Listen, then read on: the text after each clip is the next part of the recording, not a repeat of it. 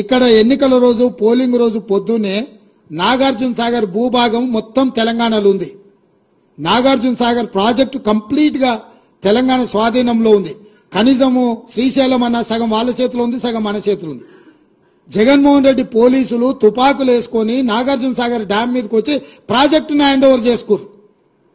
ఈ సన్నాసి రండా జగన్మోహన్ రెడ్డి తెలంగాణలోకి వచ్చి నాగార్జున సాగర్ ప్రాజెక్టును ఆక్రమించుకుంటే నోట్లకెళ్ళి మాట వెళ్ళలే.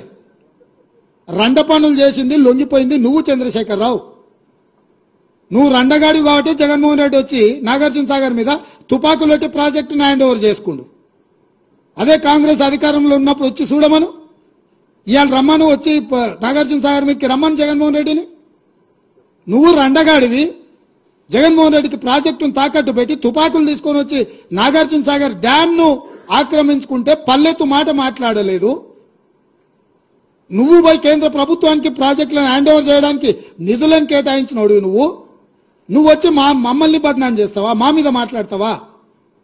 వాస్తవాలు ఇట్లుంటే అబద్ధాలతోని అధికారం కోల్పోయిన నిరాశ నిస్పృహలతోటి ఈరోజు మమ్మల్ని బదనాం చేసే కార్యక్రమం పెట్టాను. అందుకే నేను సూటిగా ఈ ఆధారాలు మీ ముందలు చెప్పి మీ ముందల మాట్లాడితే రేవంత్ రెడ్డి సెక్రటేరియట్లో సమావేశం పెట్టి చాలా మాట్లాడిండు. ఆయన కథ ఏంది, ఆయన కమామిస్ ఏంది అని ఆయన మాట్లాడతాడు. అందుకే నేను సూటిగా ఈరోజు మంత్రివర్గ సమావేశం అవుతుంది. అసెంబ్లీ సమావేశాలు ఎప్పటి నుంచి ఉంటాయో సాయంత్రం వరకు మీకు చెప్తాము. అసెంబ్లీ సమావేశాలలో వైట్ పేపర్ ప్రాజెక్టుల మీద రిలీజ్ చేస్తాం, ప్రాజెక్టుల హ్యాండ్ ఓవర్ మీద చర్చ పెడతాం. 48 గంటలు నువ్వు కోరుకుంటే ఇంకెక్కువ కావాలన్నా తలుపులు మూద్దాం, భోజనాలు అక్కడనే పెడతాం, బట్టలు తెచ్చుకో, మేము వస్తాం. మామ అల్లుడు మీరు ఇద్దరు రాండి, లేకపోతే ఎంబడి కొడుకుని తెచ్చుకోరు, అవతల మీ బిడ్డ ఉంటే ఆమెను కూడా ఉమ్మడి సమావేశాలు పెడతాం. ఒకవేళ చర్చ చేద్దామంటే శాసన మండలి శాసనసభ ఉమ్మడి సమావేశాలు ప్రత్యేకంగా ప్రాజెక్టుల మీద జలాల మీద చర్చ పెడతాము. మాకెవ్వరు లేరు, నేను మా ఉత్తమ్ కుమార్ రెడ్డి గారు ఇద్దరమే మాట్లాడతాం. సంబంధిత శాఖ మంత్రిగా వారు మాట్లాడతారు, ముఖ్యమంత్రిగా నేను మాట్లాడతా. చంద్రశేఖరరావు, హరీష్ రావు, తారక రామారావు, కవితారావు నలుగురు మీరు ఒకరి తర్వాత ఒకరు అలచిపోకుంటే ఎంతసేపు అయినా మాట్లాడదాం, చర్చ చేద్దాం. నీకు చిత్తశుద్ధి ఉంటే, నీకు నిజాయితీ ఉంటే ఈ చర్చలకు రాకుండా ముఖం చాటేయకు చంద్రశేఖరరావు. నీకు నిజంగానే నిజాయితీ ఉంటే నీ 10 ఏళ్ల పరిపాలనలో తెలంగాణ ప్రాంతాన్ని, ఎడారిగా ఉన్న తెలంగాణ ప్రాంతాన్ని సస్యశ్యామలం చేయడానికి, పచ్చని పైర్లు పంటలు పండడానికి నువ్వు కృషి చేస్తే పూర్తిగా నదీ జలాల మీద, సాగునీటి ప్రాజెక్టుల మీద చర్చ చేద్దాము.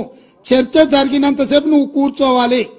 నువ్వు మాట్లాడినంతసేపు ఎంతసేపు అయినా మాట్లాడు, నువ్వు నీకు అనుమతిస్తాము, నిన్ను అభ్యంతర పెట్టము. నువ్వు నీ అల్లుడు, ఎందుకంటే 5 ఏళ్ళు ఆయన మంత్రి, 5 ఏళ్ళు ఈయన మంత్రి సాగునీటి ప్రాజెక్టు, 5 ఏళ్ళు ఈయన ముఖ్యమంత్రి, 10 ఏళ్ళు ఈయన ముఖ్యమంత్రి, 5 ఏళ్ళు ఆయన ఆర్థిక మంత్రి. వ్యవహారం అంతా మామ అల్లుల మధ్యలోనే జరిగింది. మీకు పూర్తిగా అవకాశం ఇస్తాం. ఒక్క నిమిషం కూడా నీ మైక్ కట్ చేయం చంద్రశేఖరరావు, రా. ప్రతి డాక్యుమెంట్ తీసుకొని నేను మా మంత్రివర్యులు ఉత్తమ్ కుమార్ రెడ్డి గారు మేము మాట్లాడతాం. వాస్తవాలను ప్రజలకు చెప్పుదాం. ఎవడు ద్రోహి, ఎవడు దొంగ, ఎవడు లొంగిండు, ఎవడు వంగిండు, ఎవడు ప్రాజెక్టులను తాకట్టు పెట్టిండు, ఎవడు ముఖ్యమంత్రి ఉన్నప్పుడు ఈ తెలంగాణకు అత్యంత ద్రోహం జరిగింది.